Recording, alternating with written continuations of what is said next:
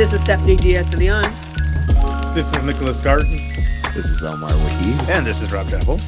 And it's 365 Amplified. And we're back this week. We're going to go ahead and start with a reminder of you all what November means to us at Madison 365 as a nonprofit.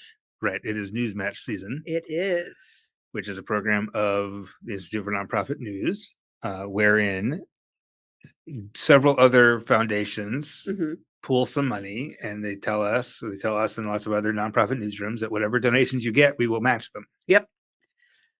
Hence News Match. See how that works? Oh, look at you, Rob. Jokes for free. I didn't even realize. I know. But in our case, there's also another foundation that specifically wants to support newsrooms like ours that cover marginalized communities. So we're actually tripled up to a certain amount. So you give us $1, we get $3, basically. They give us another $2. So you give us $10, we get 30. You give us $100, we get 300. And maybe the coolest part is if you do you can go on madison365.org/donate. Very easy. A couple clicks and you can actually set up a monthly thing where it's like $5 a month or $10 a month. Maybe it's easier for some folks, but Newsmatch will actually triple match your entire year commitment. Oh, that's nice. That's awesome. Right. So you can do $5 a month. That's $60 a year. They'll kick in another $120 for nothing. So it's very, if you value what we do, if you're listening to this podcast, clearly you value what we do, and this is important to you. And your support then gets tripled, and that helps us keep this whole thing free. Yeah. That's just kind of the whole point of this whole thing, is that everybody can access the news. Everybody should have access to the news, not just those who can afford it. So if you can afford a few bucks, throw them our way, and we'll get extra dollars just because it's November, December news match period. So thanks for listening. Pledge drive over. And again, madison365.org/donate. That's the address. Yeah. And we're also now going to move right into possibly a move of some sort. A migration. There's been a migration in the past week or so off of Twitter, X. I feel like we're calling it the X now because we're talking about moving out. It's everybody's X social media platform. Yeah. Look at that. Rob is full of jokes today. Omar, where are you at? You're trying for the long week. You gotta wait. Okay. They come eventually. He's waking up still. But for various reasons, not only the sort of the troubling politics and the racism and the block feature that got changed, so that the bots and the spam, and just the lack of engagement and the lack of analytics. They don't even tell us our engagement anymore. They removed that. So lots of people are leaving Twitter and going to other platforms, and the one that seems to be really catching on is Blue Sky. And we do have a Blue Sky account. We do already. We had signed up for that actually when Twitter became the X. Yeah, basically, we reserved our account and didn't do anything with it. But we're gonna start. We started posting there now, and we have like 5 followers, 2 of which are me. Wait, why do you have 2 different versions of you? I have my own, and then I have my other podcast account. I don't even think I follow you all on the Blue Sky. Well, maybe I'll send you an invitation to follow. Sorry. But if you're on Blue Sky, find us at madison365.bsky.com, I think it is. If you just search for Madison 365. You can. I was gonna say you could just search for it. And all of our stories are going to start popping up there. We're not going to leave Twitter yet, I don't think, because our whole thing is we always want to be wherever you are. Right. So if you're still hanging out on Twitter, you'll still get our stuff there. But if you have left Twitter and don't want to leave us, we're going to be on Blue Sky. Yeah. A little bit more regularly than we used to be. Yep. And these are, so what you're saying is this is not an or, it's an and. Yes, it's a yes and. Choices. I made a joke there. Did you see that, Omar? I did like that. Okay, thanks. I think we should just go back to MySpace. That was enough social media. You could have your top 5. So here's the thing. I want to talk about one little thing about this MySpace stuff. I was technically around for that, but have no actual memory of. I was never on MySpace, nor do I know a lot of folks who were on MySpace where I came from or where I grew up.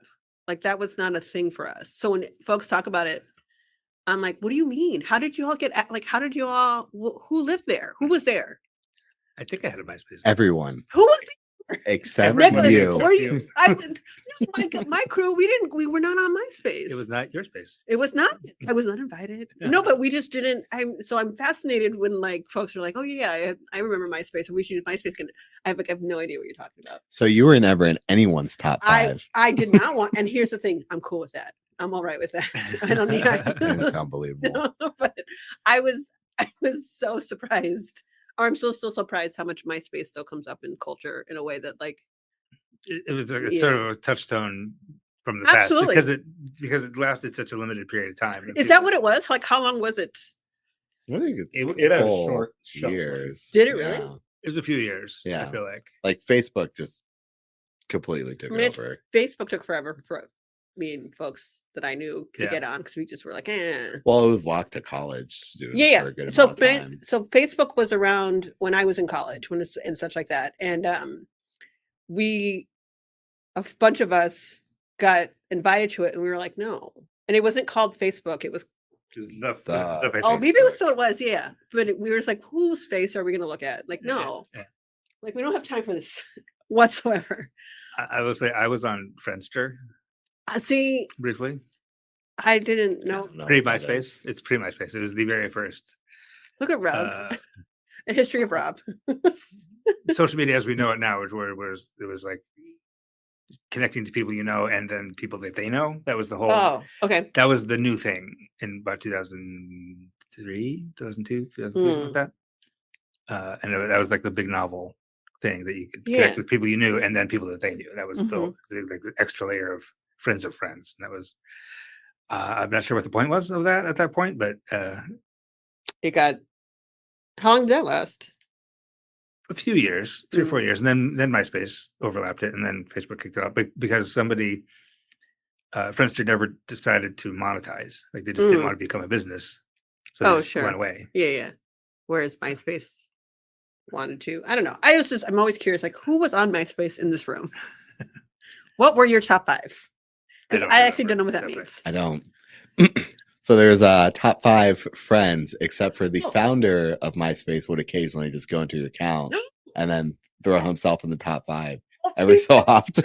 Somebody who needed friends. Who? Tom? Yeah, Tom. Oh, okay, Tom. so now I understand some jokes when people are talking about like Tom with the white T-shirt. Yeah. Oh, yeah. So like Tom just needed more friends and would created a space. Well, he wanted to. Tom was like, "Don't forget, this is actually my space." Yeah. Oh, really? Kinda, Basically. Yeah. You all did, and therefore now you will have X, where Elon Musk is like, "This is my space." Yeah. Yeah. Oh. The best social media platform is actually Venmo. I don't know if you know, but it is actually a social media platform where you also send money. So if you really want to make a post, that's where we should do our requests for like donations, Rob. I don't know what you're doing. We should, like, do you want an article? we should be posting. Yeah, we should be posting our articles to Venmo and asking for money directly there. No, we're not doing that. All right, let's go move into some news, y'all. Yes, let's do that. Nicholas, you went to the Common Council meeting last week. We talked about the budget was happening and the referendum was happening, and it happened. And so what was the final actual budget deliberation this week? Well, they deliberated for hours about the Office of the Independent Police Monitor, Police Oversight, and council voted to restore funding to that office, and keep obviously the Imagination Center, which is a library for Reindahl Park. They're going to keep that going. So the idea was like they were going to have to choose between those two things, but they ended up funding both. Yeah, the mayor tried to sort of pit one crowd against the other, but not realizing it was all the same crowd. And so they decided not to go against themselves. And the Alder, Sabrina Madison, that's pushing the Imagination Center, also pushed restoring funding to police oversight. See, folks are about ands and not ors. Really? Yeah, they really are. That's What are the dollar amounts we're talking about? Do you remember? So the mayor was proposing to cut $195,000 from the police oversight, which would basically have gut them. Oh, wow. Yeah, that and- was like their whole budget, basically, right? Yeah, well, and eliminated their position that they needed for data analysis. And this put, I think, 130,000 or 127 back in there, and funded that, data analyst position, and provided for a legal fund for people that are making complaints to have some financial help, going through the legal process. Okay.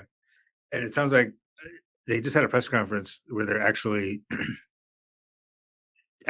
opening the process now, finally. Like they're actually going to start taking complaints. And Oh, wait, they hadn't been taking complaints? no, That makes sense. Honestly, Why? Give me the north side.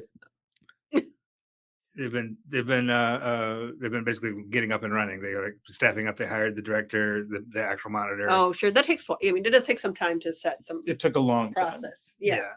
Yeah. But yes, they're taking complaints, and they're ready to go. Yeah. So if you saw something, definitely say something. Mm-hmm. Yes, regarding Madison Police Department misconduct, Concerns, questions. anything like along those lines, you go to the office of the independent monitor now, right? That's correct. Yeah, and it's actually funded. And any other highlights or headlines from the budget deliberation?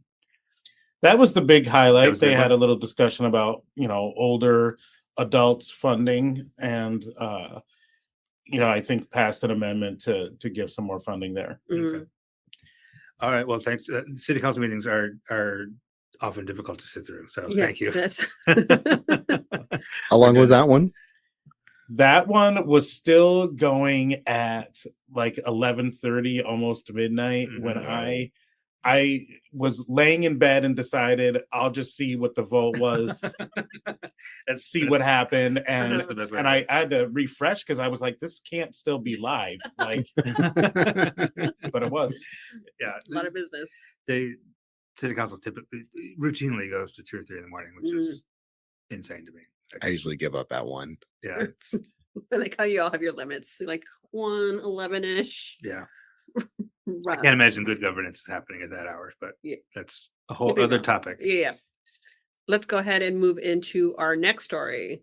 Omar, you actually got a couple of different things you've been working on in terms of arts and galleries. It's gallery season is what you said to me before. I've been calling it gallery season because I've been to, I think, 3 in the past 2 weeks. Oh, wow. So That's awesome, though. that's significantly more than usual. If you don't know, at the Madison Central Library, there is an exhibit from a Garton artist, Henry Oben, called We Exist. It is a series of portraits that is extrapolated into AI to they are real pictures. He puts them into AI to give them anonymity and transform it a little bit. And then he places it onto paper made out of cotton fibers that he hand makes himself, and then prints out the design. It's pretty cool. Yeah, that sounds rather interesting. That's really And like cool. a really extremely different. Yeah. interesting. Yeah. He created the exhibit to kind of push how immigrants often live into the shadows of other people, and if you're a little far away, or honestly like a couple feet away from any of the individual portraits, you can't really see what's going on there, but he has traces of gold leaf on portions of the portrait that invites you to really just step in, and then you start noticing very, very hard details about their faces. And it's a very great exhibit. It's at the Madison Central Library, and it's going to be up until December. So cool. Swing by there, the 3rd floor, and go see some art. That's fantastic. You've got a preview of that on Madison 365. There, like some of the portraits are on the website, right? Yes. That you got to go see them in person, but just to get a sense of them, you can see at Madison365.org. We'll put that link in the show notes. Any other? What else you got? There's another one. There's an upcoming art gallery from 2 Latina artists, Isis Macias and Jessica Gutierrez. They are doing a joint show in hopes to foster community, the Latino community, to feel more comfortable coming out to spaces where they typically don't, like art gallery shows because they're renowned to be intimidating. That will start November 19th. So that one is coming up. They're having an actual reception that will be bilingual on the 22nd, and it will remain up until the 21st. Yeah. Of December. Yeah. Cool. Great. Thank you, Omar. You want to set me up for this? Or? No, you go into it. All right. The get a timestamp on that. All right. The big news today is something that we've been following for months, and that is might be difficult to listen to hear about. So it's a nice. We'll also put it in the show notes, of course, too. But you we will do know. want. You'll know by the time if you're listening to this, you'll have seen the episode title and stuff. Yeah. But So just a trigger warning for folks who are wary or have experienced any sort of domestic abuse. There is going to be some conversations around that with this next topic. Yeah, and also in the show notes, we'll put some phone numbers if you're experiencing any of this yourself. That there's tons of support out there for you, and we'll have some phone numbers and some text numbers for you. But here's what's happening. We talked last week a little bit about Charles Myadze, who represents the North Side on the city council right now. We should say he has denied every allegation that's ever been made against him, pretty much. So we'll put that first. But in the spring, we reported that his former girlfriend, Michelle McCoy, and his ex-wife, Jamie Johnson, both reported that he was very physically abusive with them between about 1999 and about 2013-14. That he just basically said they're lying, and they're you can read that story. There's court documents. He pled guilty to some things. At the time, this common council, people wanted the common council to expel him or whatever, but they couldn't because there are rules in place that in order for him to be expelled, that he had to have done something, or at least the interpretation was that he would have had to do something while in office. Right. And idea, which makes it you don't want things from your past to haunt you forever, and it could be used and weaponized in different ways. Yes, absolutely. So a couple of things came up this week, though. 3 different women made complaints to city human resources about sexual harassment, not physical violence, but sexual harassment by Charles. Yep. From what time? 3 completely different people? Yes. They're 3 different people. Yes. And it took place. This stuff took place like in 2000. Well, since he's been in office. Yes. So that's the only reason that these women had any interaction with him was because he was an alderman. So since 2021, which is when he was first elected, one was a city employee who said, like, basically she was at a conference in Portland, Oregon, and he was there, and she basically had to spend the whole time alone because she was trying to avoid him because he's like hitting on her in a consistent, just being really inappropriate and making comments and touching her and without consent. Then there was another woman who is not a city employee, but who is a nonprofit leader. And by the way, there's an investigative report. We've got that linked, so you can read that. But this is all redacted, so these women are not identified. But this other person who's not a city employee described really troubling interactions at like after hours, at events and things, because people are at events all the time, and he was rather inappropriate, very inappropriate with her at that point. The other person is who is not identified in the report, but who confirmed to me that she is the person in the report was Alder Juliana Bennett, who said back in 2022 at a conference in Washington, D.C., he was making all sorts of lewd comments to her. And then she told some other friends about it. And then in April 2022, he basically locked her in his car. This is her allegation. Locked her in his car and kind of was really threatening to her. It's like, stop telling people about this. This is, or I will cut you off on city council. Yeah. And so she threatened, not only made her feel unsafe by keeping her in a locked car, but also made her unsafe in her work. in her role as an Alder. Yeah. She needed, like, every once in a while you need other people's support. You need collaboration. Yeah. So. And he is like a grown man, and she was a college-aged person. Yes. That's a really good point. Yes. That is a really good point. Yes. He's in his 40s. She's young. She's younger. At this point, she's probably about 22 or so. And also newer to the role, right? And newer to that community of people. So here's the other thing. Charles had a little bit more like connection with the folks on the Common Council than Juliana did. Probably, so there is also another power dynamic in this conversation, right? In this situation, excuse me. Yeah. So basically so there was a whole, and Juliana, none of these three women knew that the others had made these complaints. Yeah. As far as I can tell. So, but these were several complaints that got kind of grouped together into this independent investigation.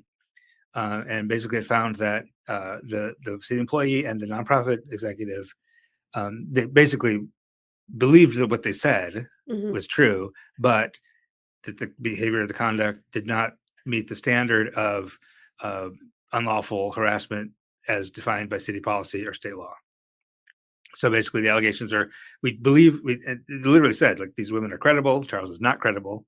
So we believe that this happened, but if it did happen, it doesn't meet the standard of sexual harassment or unlawful or hostile work environment. It didn't create a hostile work environment. However, they did say that, again, the conduct with Juliana, particularly the car incident, did create a hostile working environment because she felt intimidated. Absolutely. And had a difficult time doing her job after that. That was in August. Charles had a chance to respond to that and provided a bunch more evidence that he didn't provide in the original investigative process for some reason. I mean, probably, to make sure we all understand, it was probably because he did hire a lawyer. He did have a lawyer at the time. And the lawyer probably at this point said, let's talk through all these things and presented and told him this is evidence. This is how you can respond to this. Yeah. But a lot of that evidence was basically text messages from Alder Juliana Bennett to him, which were friendly. And therefore, obviously, if they're being friendly in text messages, it must not be a hostile work environment. So there's that. And then the other piece was that his attorney noted that all three of these complaints came after Michelle and Jamie made their allegations, which we reported back in March and April. So that was their evidence that this is clearly a coordinated effort to impugn Charles's character or tarnish his reputation. I spoke with Alder Bennett, and she kind of said, no.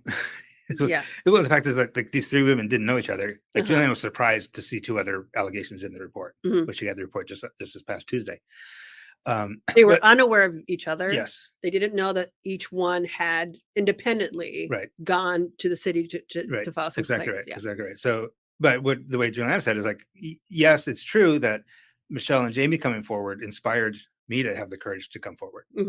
It doesn't mean I was trying to pile on. It's just like that's what happens when one person speaks out, then more people feel more empowered to speak out. But in any case, those couple of factors led the investigative, the law firm that did the investigation to basically retract their initial finding and find that actually, no, there was not a hostile working environment because Juliana texted Charles Merry Christmas.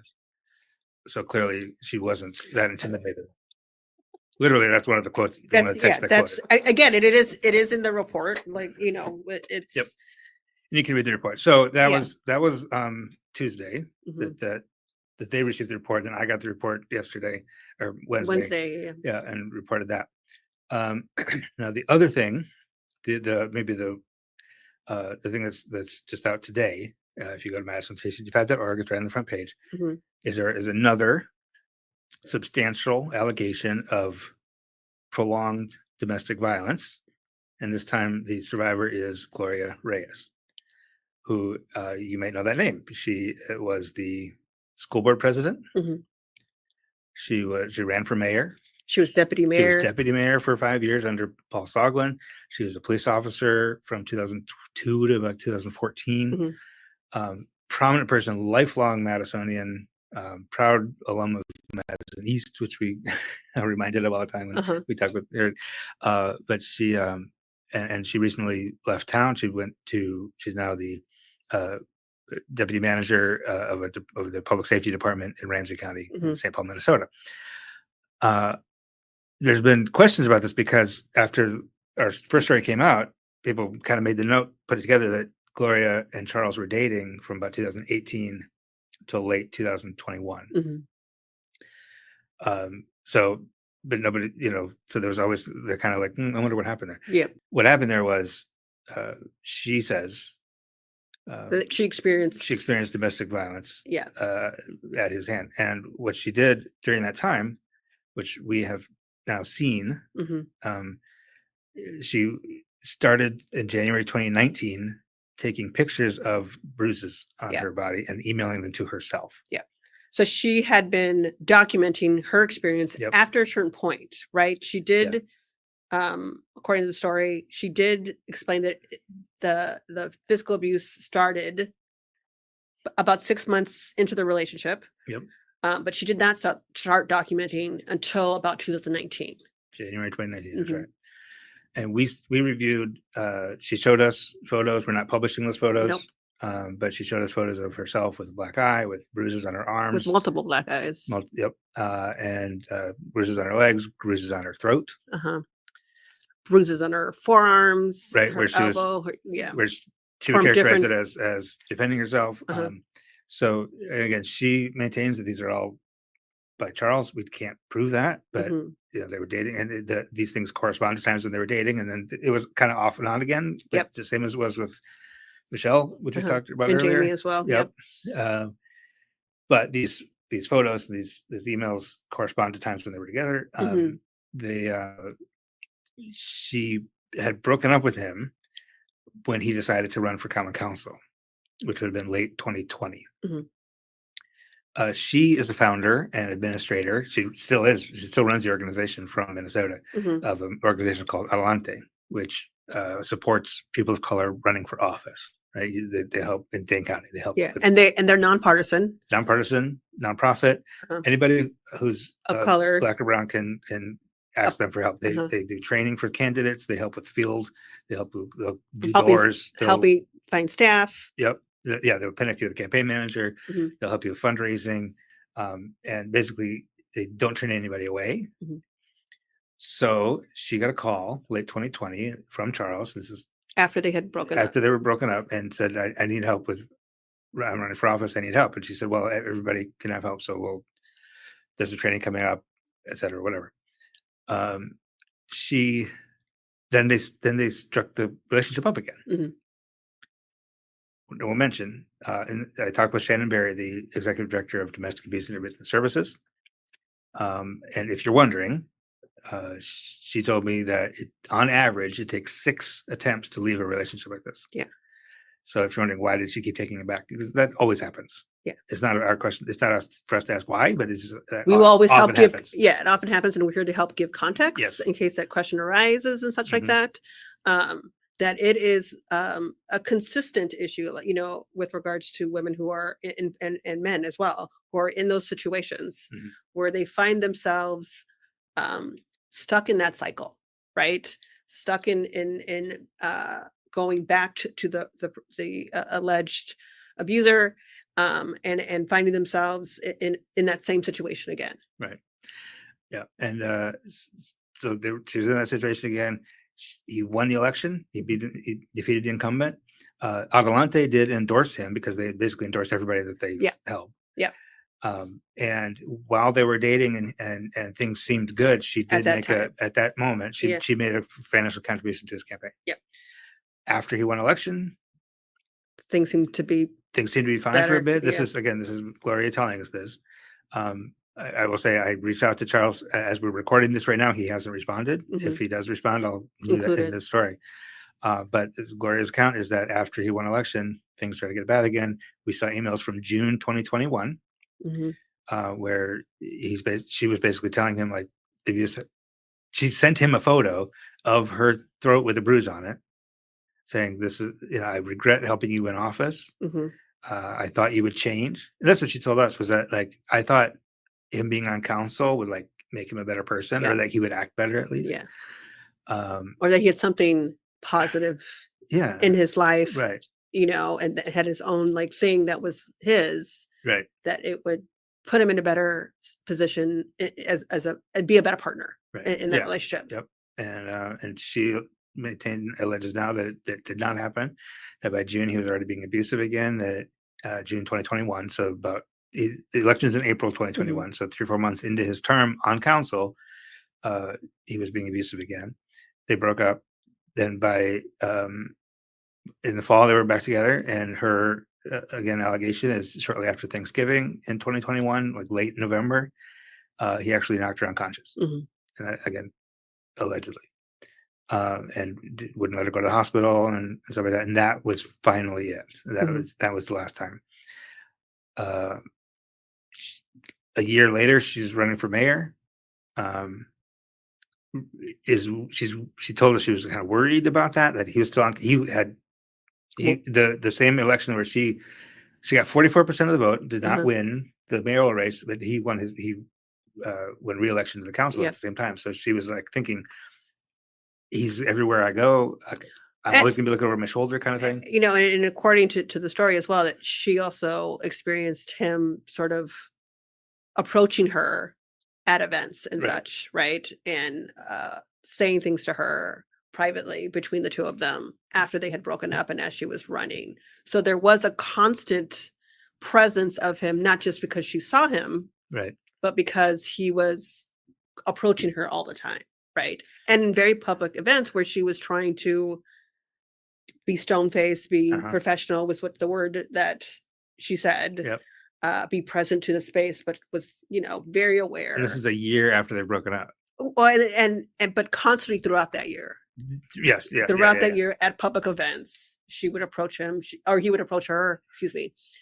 He would approach her. He would say things to her. He, you know, it was just a constant awareness that he was around and possibly going to say something to her. Yeah, and this whole time she did tell a few friends. What was good, especially in the summer 2021, she told a few people, and very limited number of people. Very limited, confidant type people. Yeah. 2 of those people confirmed to me what they were told, and it was consistent. So that's that does add some credence. Anytime you're telling people contemporaneously to events like that, adds some credibility. And I did get confirmation of that. And and this whole time, you know, she's not saying anything publicly. She's not calling police because she's a former police officer and she's a public figure. And she's wondering, how am I even in? And we saw like emails where she sent to herself and asking like, how is this even happening to me? Yeah. And that was another thing I talked to Shannon Berry about. Like, there's a lot of shame for everybody in this situation. And especially when you feel like, especially when you're the victim who feels like you know better, right? And you feel like I feel like I do have resources, but when you are that visible in a space, in a community, it is also hard not to acknowledge that, like, how are people going to experience this or look at me differently, or like, what if they don't believe me? And there is that fear of like, what are they going to question me about? What are they going to say? Like, how do I respond to everybody who may be doubting me? Because you know, on some level, there is doubt within yourself, right? Right. So why can he not be removed from city council? Why do we have to watch city meetings where the mayor rebukes him at his every word and he continues to be out of order? He continues to not know the rules of order of the council that he's been on now for 3-4 years. When are we going to see him bounce from city council? That's a great question, and that's a question I'm going to ask some folks today. This first story, just really wanted to center Gloria and just make sure that her story is told and that Charles has an adequate chance to respond. But the follow-up is that very question: is will there be a hearing? Will there be a removal process? Because it is it's a hearing. You can have testimony at the hearing. He can have an attorney at the hearing, and then it's a vote of the council. It has to be a supermajority of the council to remove him. I think that might happen. at this point, because like we said, the reason Mhm. it couldn't before is the allegations were outside of the scope of his time in office. This is not. I don't know. We didn't ask Gloria, like, would you want to testify at such a Mhm. hearing, or would she be forced to, could you be compelled to testify at such a Yep. hearing? We don't know.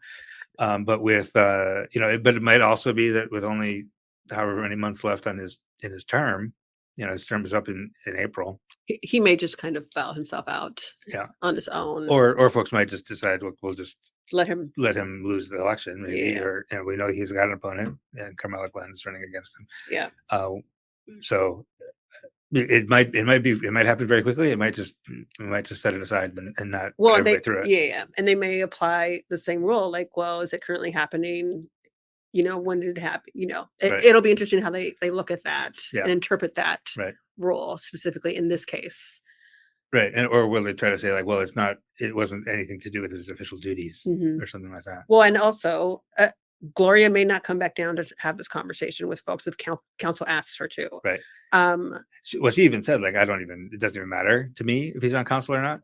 I'm just trying to tell my story so that it stops, so that he can't hurt anybody else. Yeah. And people are aware and such.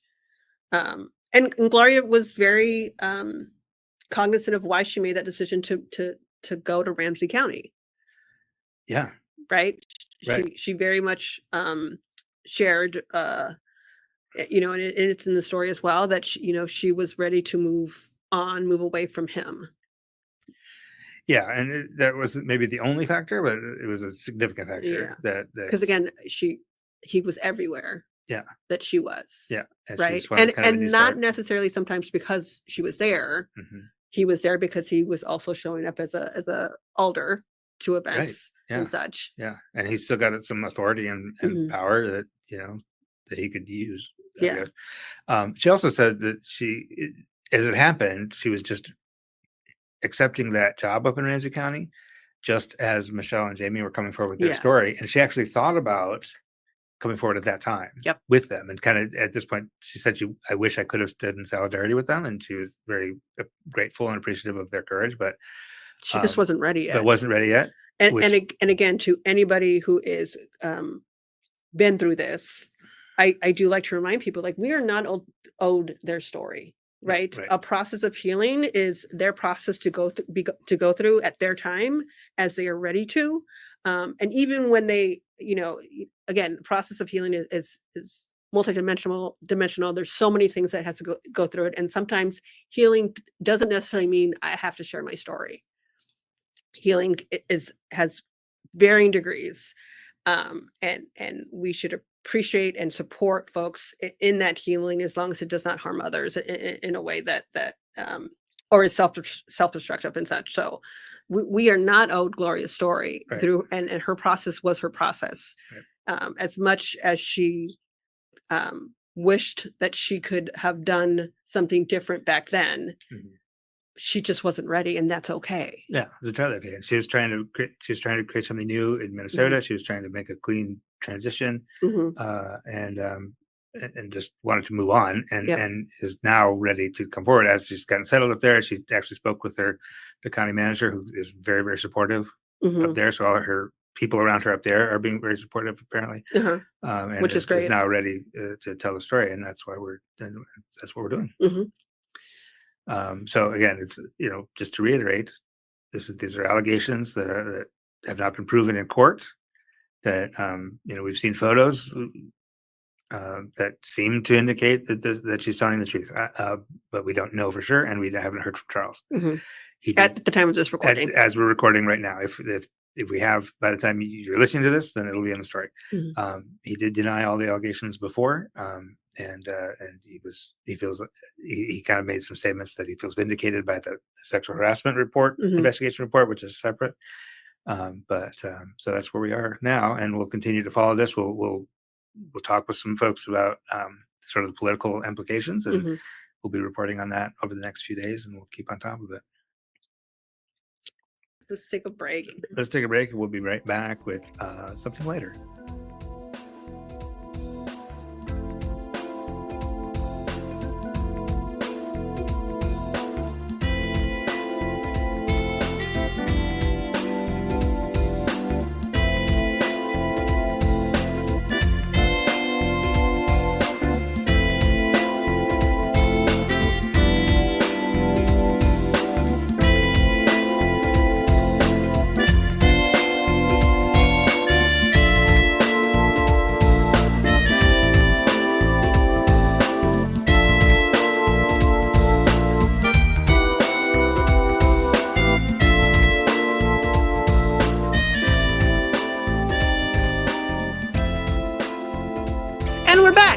And let's go ahead and move into the question that Omar has wanted to ask us. Which is a follow-up from last week's Omar question. Because no one, I guess, listens to music anymore. We do. I just couldn't decide which is one.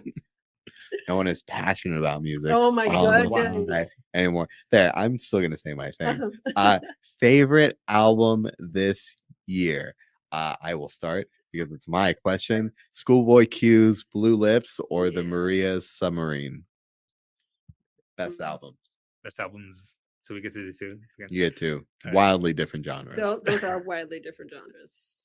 All right, Rob, I know you got yours. For me, the best album this year is Mdu Mokhtar, Funeral for Justice. What? Just so What? Say that name again. Mdu Mokhtar. I'll look that up. Yeah. Okay. Let's see what he's talking about. Funeral for Justice is the name of the album. He's from Niger, and he was because of conflict there. He got stuck in the United States and ended up just recording an album with his band in upstate New York over like 5 days. It's very political. He's a dude can shred. Like he's a hell of a good guitarist, and playing basically blues, desert blues, Tuareg rhythms, and intensely political lyrics in a language, in his native language, so you don't know, but you can hear it. Like you can tell, it's all about colonization. It's about holding the United States accountable for stuff happening in the rest of the world. It's a really, really good album. nice. Okay. Go ahead, Me? Nicholas. Yeah. Go ahead, Nicholas.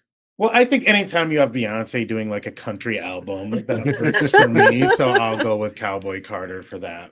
I do really like that album. It was not my top. And it was hard though, because I was just talking to my son about it. And I'm like, that is an album I have to listen to all the way through. And that's how I know it's a good album. Right. Like I always want to listen to it all the way through. I wish there were music videos for it. Like that was an album. I was like, where are the videos? But it's fine. She don't owe us videos. But I would love one. Vince Staples' Dark Times was a great one for me. Fantastic I album. love that album. I love Etouffee on it. Best song. Love that album. And Tyler the Creator's album, I also really Chronocopia? I didn't Chronocopia. really like it. I liked it. I love the drama in it. That's I like the second half of it. The first. I liked the whole album. But it's something that if I was thinking about it too, like what do I go back to? Vince Staples is actually the one I went back to. Tyler the Creator's one I'm starting to get back into again. So it's the of the moment kind of thing for me right now. I will acknowledge. But Vince Staples was fantastic. It was a good album. It was. Have you heard that? I have. All right. All right. Rob, have you heard it? No, Do you know who Vince Staples? I know who Vince Staples is. Yes, Okay. I have heard Cowboy Carter because you play in the car all the time. I played the car for your Well, child. Yes, Liz. the children play in the car. The youngest. No, I Amelia, almost- like Patrick does not like it. Amelia loves it. I almost said the Billie Eilish album. I don't remember the name of it, but I don't. Yeah, that's we a good listened- album too. We listened to that. Charlie a lot. XCX. Its album was also really great too. There are a lot of albums that Yes. are really, really great. Sabrina Carpenter's is a great pop album. Rather enjoyable. Beyonce's is a great album. Who else was I think about?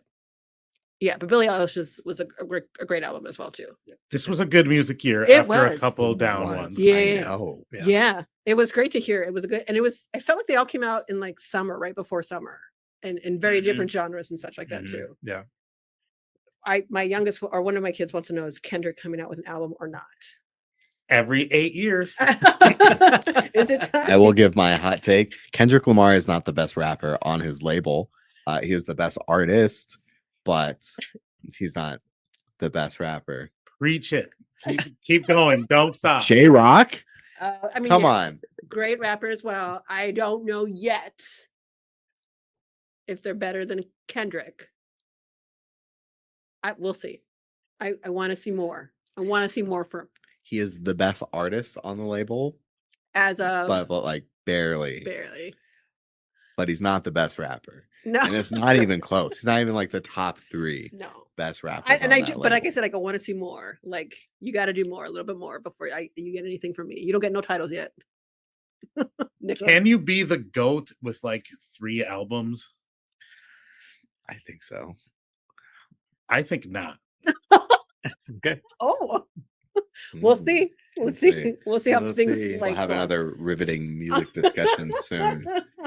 Poor Rob's like, I don't know anybody. There's next week is going to be the best artist of all time that only has 3 albums. I know. Look, I like Kendrick also because he's from SoCal. Like absolutely. And he just when he hates, like I've said before, and this is why I love He does NBA it basketball. great. Yeah. I love haters who hate. This is why I love basketball. This is why I love soccer. Maybe not as much as Rob. Rob likes soccer for the thing, but I love haters who hate in music. It is a bit. And last night's game, NBA game, if you don't know what I'm talking about, or not last night, Wednesday night's NBA game, like Which game are you talking about? Golden State Warriors. Oh. Oh, Nicholas knows what I'm talking about. You're talking about any other game besides Bucks and Pistons? I Come mean, on. again, I'm talking about haters who hate. And last night, though, that last 12 minutes was a hater who hated. Like, yeah, I'm not gonna say more. You all just need to watch it and look for those highlights. Go on TikTok. I don't know where you're gonna find them, but like, you don't have to watch the whole game. But just that last 12 minutes was a hater who hated, and all in their feelings. And I loved it. Loved all of it. Have not seen a good game like that in a long time. That's why I'm a huge fan of 50 Cent.